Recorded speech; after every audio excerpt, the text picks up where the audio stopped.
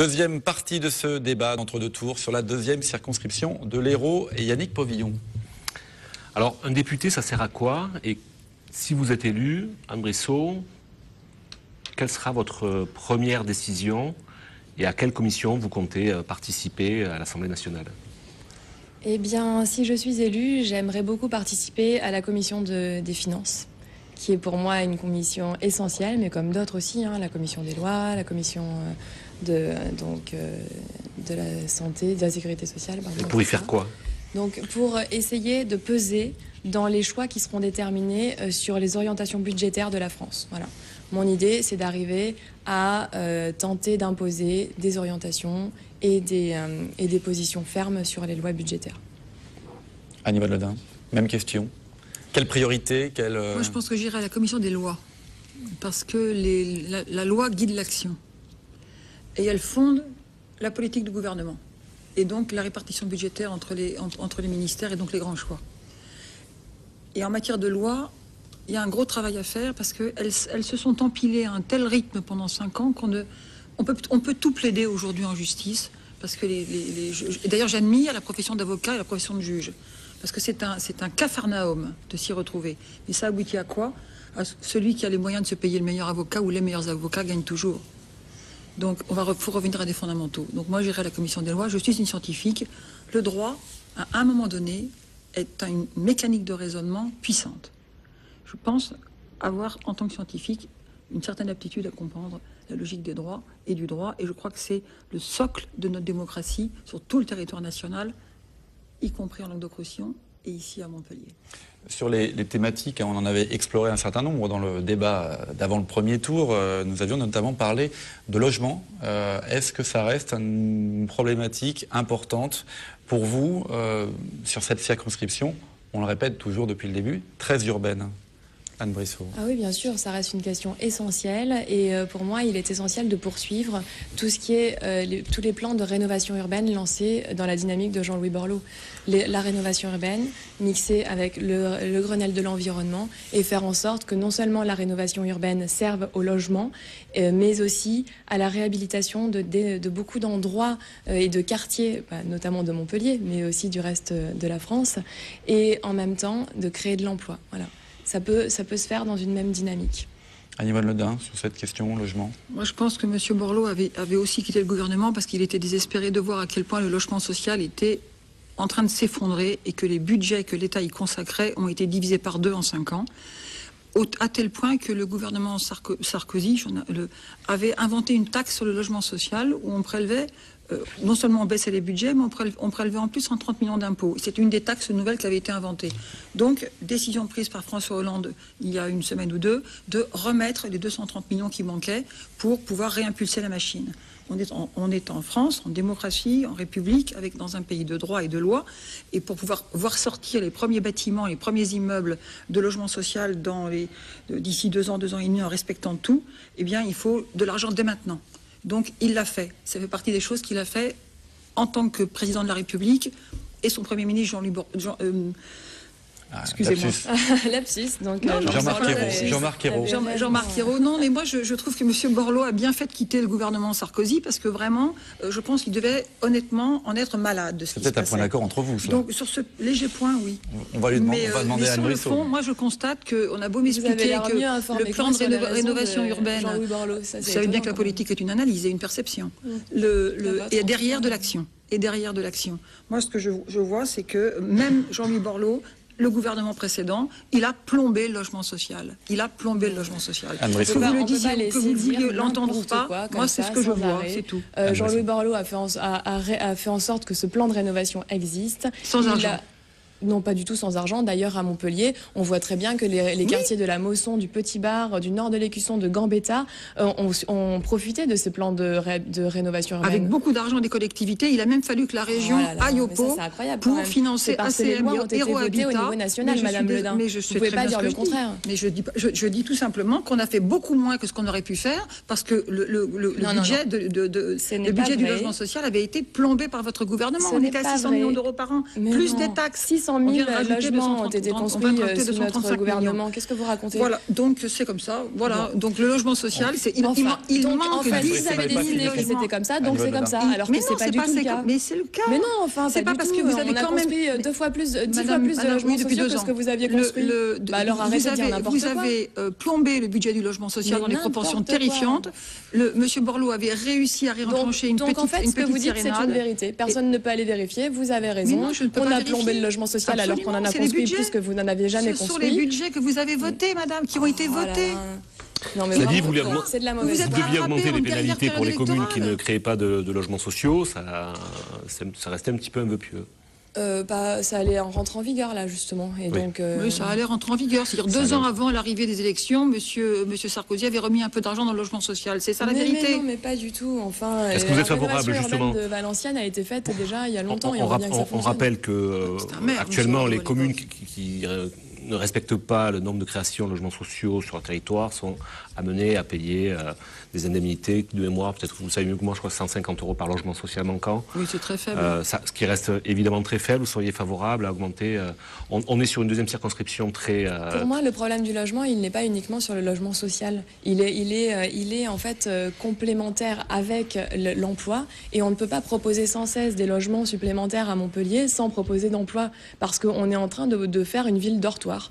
On va proposer à des gens de venir dormir à Montpellier mais sans pouvoir y travailler. C'est le sentiment que vous avez en vivant à Montpellier? Que c'est une ville dortoir? J'ai le sentiment qu'en fait à Montpellier, on peut... Alors ville dortoir, ça commence et que ça fait 30 ans qu'on voit que les logements augmentent. Les gens dorment à Montpellier et après ils vont travailler où? On se demande, et c'est ça le problème, c'est-à-dire que les Montpelliérains aujourd'hui ont du mal à trouver de l'emploi. On voit très bien que le taux de chômage est très important. On fait partie du département le plus mal classé en taux d'emploi, donc c'est pas normal. Il y a un réel problème, c'est-à-dire que ça fait 30 ans qu'on construit des logements, qu'on dit qu'on va continuer à en construire, mais qu'on fait rien pour la réindustrialisation de Montpellier et pour l'emploi. Il est là le problème. Pour moi, en tout cas, Madame Ledin, qu'est-ce que vous en pensez? Annie Ledin. Moi, je trouve délicieux cette conversation. Nous avons un gouvernement qui a gouverné 5 ans. Nous avons 1 million de chômeurs en plus au niveau national. Que vous ayez l'aplomb de nous dire que c'est la faute des maires, je trouve ça incroyable. Alors moi, je trouve pas que c'est uniquement la faute des maires. Votre argument est extraordinaire. Du Conseil général, du Conseil régional et de donc la faute des collectivités. Je vous rappelle que les collectivités votent des budgets à l'équilibre, contrairement à l'État qui est dans un état pathétique sur le plan financier, puisque vous avez creusé le budget tout en ne faisant rien. On a traversé une crise, qu'on a soutenu les régions, les départements, toutes les collectivités locales pour que justement les Français ne sentent pas passer la crise. Nous continuons à investir. Nous sommes les seuls à pouvoir investir massivement. Oui, parce que vous avez l'argent de l'État, donc il faut arrêter de dire qu'il y a une déconnexion complète. Nous avons l'argent des Français, madame. Alors l'argent des impôts des Montpelliérains, ça c'est vrai. Qu'est-ce qui paye beau? Nous n'avons pas l'argent. Il ne faut jamais oublier que le politique ne consiste pas à gérer son argent personnel qu'il aurait prélevé dans le portefeuille des Français. Il gère l'argent des Français et doit rendre compte. Ah oui, alors avoir des résultats. En matière de résultats, excusez-moi madame, mais le moins qu'on puisse dire, c'est que vous en avez eu peu. Madame Ledin, est-ce que vous seriez favorable à légiférer pour augmenter j'en reviens à ma question sur les logements sociaux, parce qu'on est quand même sur une circonscription populaire. Veut passer le taux à 30%. Et je crois qu'il a raison. 30% de quoi? 30% du logement construit. En nombre. Et en termes de pénalités pour les communes? En termes de pénalités, il faut les augmenter parce qu'elles ne sont pas suffisamment dissuasives. C'est surtout vrai. Montpellier fait son travail. Montpellier fait son travail. Ne sera pas 30%. Mais pour l'instant, non. Mais on est à 22 à Montpellier.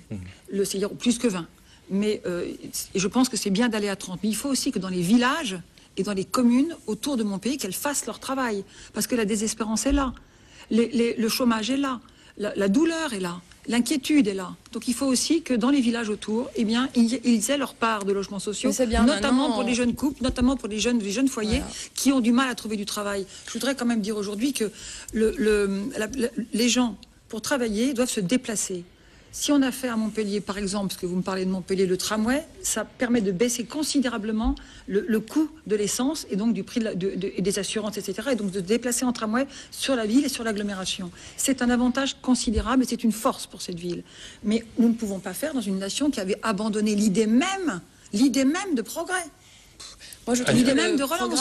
On était dans l'abandon fiscal. On va laisser répondre Anne Brissot. Alors moi, j'ai l'impression déjà que le projet de François Hollande manque d'ambition. Si on a l'impression qu'il faut 30% de logements sociaux, ça veut dire qu'on a baissé les bras et qu'on a l'impression que 30% des Français auront bientôt besoin d'un logement social. 10 ans de gouvernement de droite. Mais n'importe quoi. Bah, si, le logement, alors ça, vraiment, c'est ridicule. Parce que vous, à la formation, vous pouvez rien faire pour l'emploi, c'est ça? C'est tout la faute de l'État. À Montpellier, vous avez la mairie, le conseil général, l'agglo, la région, et vous pouvez rien faire pour l'emploi, c'est ce que Mais vous on êtes en train travaille de pour dire. l'emploi, Ça sert à madame. quoi d'être élu dans ces cas-là? La région de Caution accompagne 3 entreprises par jour. Alors que fait un député pour l'emploi? Super, elle les accompagne à quoi? Oui, alors on les accompagne Que fait un à essayer député de pour croître et l'emploi? embellir. Que fera le député que vous allez, pour l'une ou l'autre l'emploi. devenir, fera pour l'emploi? Oui, Bressot. et par exemple, moi j'ai l'impression qu'il faut lutter contre la concurrence déloyale. Il faut arriver à faire en sorte de voter des lois qui imposent une réciprocité dans tous les pays européens, qu'il s'agisse donc de toutes les lois fiscales, sociales et environnementales sur les produits qui sont fabriqués en Europe. Aujourd'hui, ce n'est pas le cas. Et on voit que des entreprises françaises délocalisent à cause de ce genre de non-existence de la réciprocité. Ça, ce sont des lois qui peuvent permettre... Dans le même style il y a beaucoup d'artisans se plaignent notamment du statut d'auto-entrepreneur, qu'ils considèrent aussi comme de la concurrence C'était un déloyale. statut qui était censé évoluer. C'est-à-dire qu'on l'a créé, effectivement, et ça c'était aussi une mesure prise par un gouvernement de droite, arriver à faire en sorte que les Français qui aient envie, qui aient un projet et qui aient une motivation, puissent mettre à l'œuvre cette ambition qui, à un moment donné, doit servir effectivement leur propre intérêt. Et là-dessus, je reviens sur le fait que, oui, bien sûr, quand on travaille, c'est pour pouvoir se nourrir, c'est pour pouvoir se loger, c'est pour pouvoir payer ses impôts. Et ça, c'est important. Et donner la possibilité à un individu de créer sa propre entreprise et d'arriver à être acteur dans sa ville, et pour moi, c'est essentiel. Est-ce que ça n'a pas créé plus de casse que d'emplois? Non, pas du tout. Non. Il y a 60 000, d'ailleurs, auto-entrepreneurs. Les chambres consulaires qui se sont... disent le contraire. Alors, attendez, je finis ma démonstration. Pour moi, c'est une politique d'impulsion d'un mouvement. Donc, les auto-entrepreneurs ont réussi à se créer, et l'idée, c'était de faire évoluer le statut d'auto-entrepreneur vers le statut de la SARL, par exemple, ou de l'URL, etc. L'idée, c'était que cette entreprise puisse bénéficier d'un statut avec de faibles coûts au départ, de faibles charges, et pour arriver à évoluer. Maintenant, il faut arriver à suivre ces auto-entrepreneurs pour leur permettre d'évoluer et de faire évoluer leur activité. Voilà notre rôle en tant que politique. Anne-Yvonne Le Dain. Moi, je pense qu'il faut investir.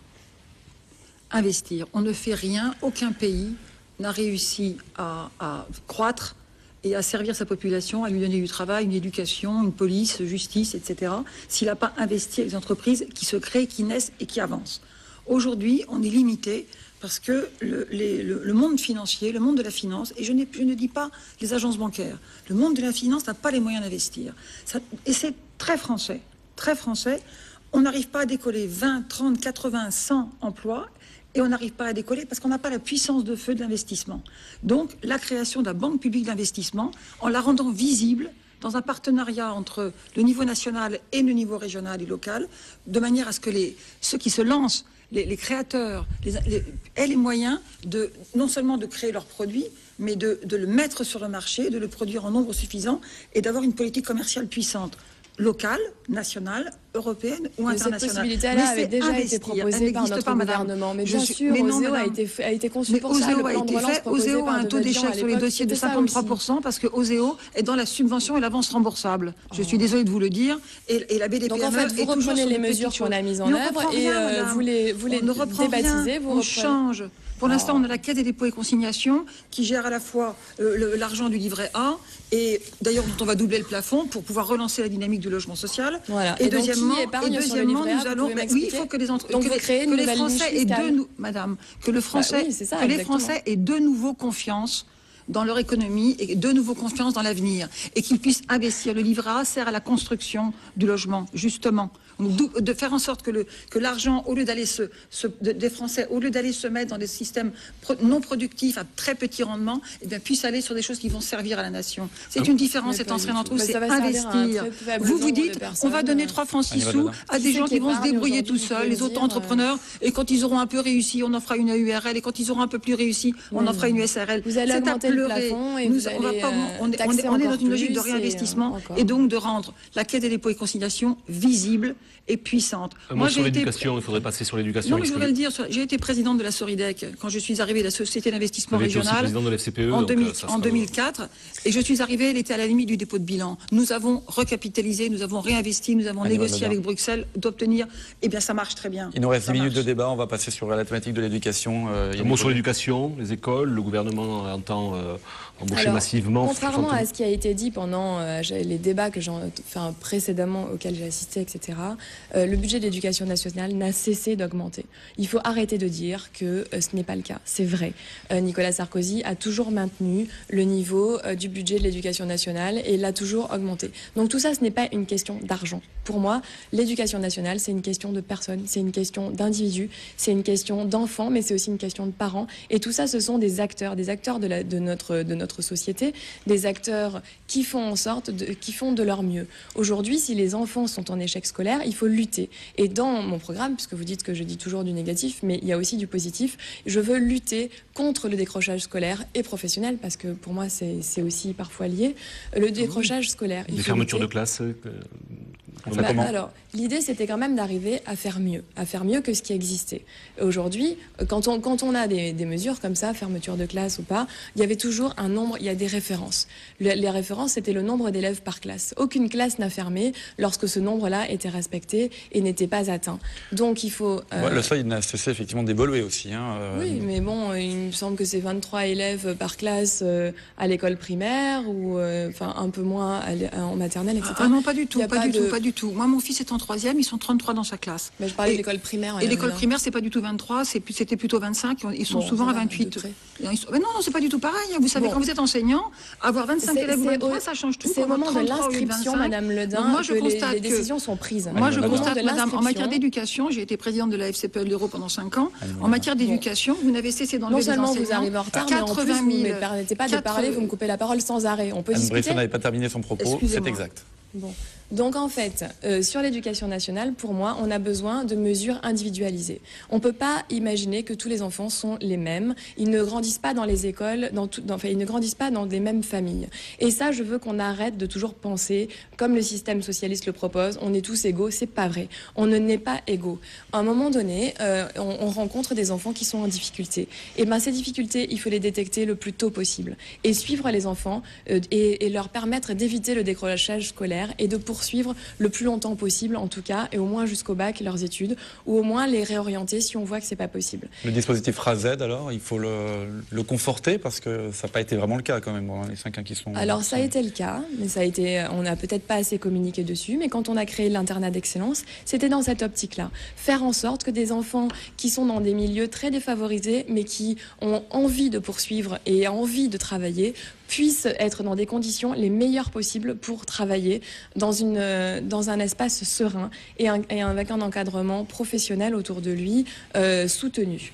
Et ça a fonctionné. On a vu que les résultats des internats d'excellence étaient bons. Alors c'est sûr, ça coûte des sous. J'ai lu effectivement, il n'y a pas longtemps, dans un article que vous avez écrit que c'était un budget très important. Oui, et ben c'est là aussi qu'on a montré qu'on avait de l'ambition pour les Montpelliérains, puisqu'il y a un internat d'excellence qui s'est ouvert ici en 2010, qu'on a montré que les enfants, dès qu'on pouvait détecter chez eux une petite difficulté, on pouvait à un moment donné les prendre en charge. Je ne dis pas qu'il faut faire des internats d'excellence partout. En revanche... Ce ne serait pas possible. Hein. Non, bien sinon, sûr. Il faudrait mais par contre, le détecter budget. les différentes difficultés, parce que ce ne sont pas toutes les mêmes, et là je peux parler peut-être en tant que psychologue aussi, à un moment donné, on peut aussi décider de donner envie aux enfants. Et ça, je crois que la passion manque un peu dans l'école. C'est pour ça qu'on avait créé, avec Jean-François Copé, c'est quelque chose qui a été mis en place, ce qu'on appelle le métier-études. Ce métier-études, on en a très peu parlé. Pourtant on a communiqué dessus. Des classes de métier-études, il y en a qui ont en Aveyron, qui ont été notamment créées. Ça permet à des enfants de découvrir une spécialité dans un domaine différent, sans examen à la fin. C'est exactement le même emploi du temps que dans des classes normales, mais on arrive à faire découvrir et à faire émerger des passions chez l'enfant. Et ça, c'est un changement complet de la vision qu'on a de l'école. Anne-Yvonne Ledin, sur l'éducation, l'école et cette vision de l'école. Un peu abasourdi. Les RASED c'est-à-dire les réseaux d'aide sont plus que mis à mal, ils sont en voie de disparition. Les IUFM, la formation des maîtres a disparu. Donc les étudiants qui passent leur CAPES de maths ou d'anglais se retrouvent dans les classes, devant les élèves, sans jamais avoir appris le métier ou avoir été accompagné par un enseignant bien formé. Non, les UFM dépendent de l'université Montpellier 2, mais oui, mais il a été supprimé. L'UFM a été supprimé, mais absolument pas. La UFM existe toujours. Non, la formation des maîtres est basculée à l'université Montpellier 2, mais pas du tout de la même manière. Ça devient une discipline universitaire comme une autre. Et on demande aux enseignants d'être mieux formés plus longtemps. Il n'y a plus d'accompagnement par des... Ils sont mis devant les élèves tout de suite. Il n'y a plus aucun accompagnement par des professeurs formés et aptes à les accompagner dans leur métier. Vous voulez dire qu'il n'y a plus d'endoctrinement aujourd'hui, c'est vrai. Mais revanche, vous êtes terrible. Vous êtes terrible parce que vous êtes en train de laisser entendre que les fonctionnaires de l'éducation nationale, les enseignants, qui sont, je vous rappelle quand même des gens comme vous et moi, qui ont un cerveau, une intelligence, une âme, sûr, mais j'ai jamais dit le contraire. endoctrinent les enfants. Alors que vous avez supprimé vous savez quoi, les RASED, vous avez supprimé les RASED, vous avez enlevé 80 000 postes d'enseignants. Je suis abasourdie. Et par ailleurs, vous avez supprimé... On n'a pas enlevé 80 000 postes d'enseignants. Vous avez supprimé 100 000 postes à l'éducation nationale. Vous avez supprimé... Vous avez supprimé 100 000 postes à l'éducation nationale, ce qui fait qu'il y a donc à peu près 80 000 postes. On n'a pas supprimé 100 000 postes, arrêtez de dire n'importe quoi. On n'a pas renouvelé 80 000 enseignants. Fonctionnaires qui partaient à la retraite, c'est différent. Ça revient à la même chose. Parce que ça serait très audible. Non, mais donc l'une après l'autre, si vous voulez bien, mais on va donner la parole à Anne-Brice. Vous n'avez pas renouvelé des postes des gens qui partaient en retraite. Ils ne sont pas renouvelés, donc le poste manque. Il manque donc 80 000 enseignants. Non, c'est pas des enseignants. Nous en remettrons 60 000. La deuxième circonscription, c'est aussi tourné sur les universités, la recherche. Non, mais je voudrais finir sur l'éducation, si vous me permettez. Il nous reste 2 minutes de débat et 2 minutes de parler des universités. Par rapport à ça, on avait avant ce qui était un plafond, 25 élèves par classe en collège est devenu un plancher. Maintenant, on est à 30, 32, 33, 34, 35. De manière générale, c'est pathétique ce que vous dites, madame. C'est pathétique. Vous niez l'évidence. Et par ailleurs, le gouvernement Sarkozy a supprimé la carte scolaire, officiellement, ce qui fait en sorte qu'au bout du compte, on ne parlera pas d'université. Les gens qui veulent des dérogations pour aller dans les lieux, dans les lycées, ça vous intéresse pas, ne veulent pas. Mais je voudrais finir de parler d'éducation. La suppression de la carte scolaire aboutit à un zonage des écoles, des collèges et des lycées en fonction de l'endroit où habitent. Oui, c'est bon, merci, je sais ce que c'est que la carte scolaire. Donc, non, vous l'avez supprimé. Donc après, c'est pour ça que je ne sais pas ce que c'est. Oui, mais je suis désolée, mais vous l'avez supprimé, ce qui fait que les gens bien informés vont où ils veulent et que les gens qui ne savent pas doivent rester là où ils sont. Vous avez fait des zones, vous avez fait des ghettos scolaires. Vous avez fait des ghettos scolaires. C'est vous qui avez les enfants et de débat avant la conclusion. C'est pas moi qui interdis aux policiers municipaux de rentrer dans certains quartiers de Montpellier. Je vous en prie, madame. Oui, c'est vrai. Moi, j'aurais aimé que la police nationale... Mais il faut y aller les fausses telles qu'elles sont. Vous avez supprimé 10 000 postes de policiers en France en 5 ans. 10 000 postes de policiers et de gendarmes. Et la commune n'a pas les moyens de pallier ce problème. La commune, elle peut éventuellement compenser un peu. Ben non, bien sûr que non, ça n'est pas un droit. Non, si on parlait de recherche, pas dans la loi. Si ça avait été son rôle, vous auriez dû le mettre dans la loi. Et on aurait eu des shérifs. Montpellier a raté l'IDEX. Oui, alors justement, un mot, 20 secondes, parce que sinon on n'en sort pas. Anne Brissot. Pour moi, nous devons, sur le point de la recherche, accélérer. Nous devons permettre à nos chercheurs et leur donner les moyens de créer des réponses innovantes à des besoins. Quand tout à l'heure je parlais de réciprocité des différents pays dans la réindustrialisation et dans la lutte contre la délocalisation, je pensais justement à la recherche et au développement. Je pense que les chercheurs ont un pouvoir aujourd'hui de créer justement ce qu'il nous faudrait pour lutter contre la délocalisation et faire en sorte qu'il y ait un respect de la réciprocité. Donc pour ça, pour la rénovation urbaine aussi, je pense réellement que la recherche peut améliorer et apporter des réponses pour la rénovation urbaine, pour le Grenelle de l'environnement et pour beaucoup de choses, mais je suis à fond pour la recherche évidemment. 1 minute sur l'université, la recherche à niveau national, après on passe aux conclusions. 1 minute, pas plus. L'université à la recherche, la manière dont le gouvernement précédent a mis en compétition les territoires pour aboutir à faire des choix extrêmement politiques, notamment sur l'IDEX, quelles que soient les défaillances du dossier qui a pu être présenté par les défaillances du dossier, le monde universitaire. Vous étiez responsable à la région, madame Le Dain. Je suis désolée, je vous rappelle que l'université est d'une compétence d'État et que nous n'avons pas eu notre mot à dire, madame. C'est toujours la faute de l'État. Mais oui. Il me semble que vous êtes chargée de faire à l'université. On va arriver à la conclusion, on n'aura pas réussi à parler. C'est jamais votre faute. Mais oui, c'est pas notre faute, effectivement. Depuis 10 ans, vous êtes au gouvernement et en matière. Vous êtes aussi élus socialistes à Montpellier, vous pouvez expliquer si c'est jamais votre faute. C'est un autre débat. 15 secondes et après on passe aux conclusions. En ce qui concerne l'université, c'est une puissance de feu. Je voudrais quand même dire que la recherche et l'enseignement supérieur ont une force énorme. Ça consiste à inventer l'avenir et en créant de nouveaux besoins. Et c'est comme ça qu'on crée de l'économie. La nouvelle économie dans le monde aujourd'hui, c'est répondre... Les téléphones portables, il y a 15 ans, n'existaient pas ou peu. Maintenant, ce sont de nouveaux besoins. C'est 30 ans de science avant. Donc il faut investir et pas passer son temps à mettre les villes, les laboratoires en compétition. Il faut faire confiance. 30 secondes chacune pour conclure. Investir. Il ne vous reste plus que 30 secondes chacune pour conclure. Et c'est Annie Vonledin qui démarre pour la conclusion. Oui, moi je voudrais dire que les Français ont fait preuve de cohérence dans leur vote et de force. Ils ne se sont pas dispersés. Ils ont donné une puissante avance à ma candidature. J'ai 20 points d'avance par rapport à l'UMP et donc au parti du président Sarkozy sorti. Et je voudrais dire que moi, cette cohérence des Montpellierins, je l'assurerai au niveau national, à Paris, quand je serai élu.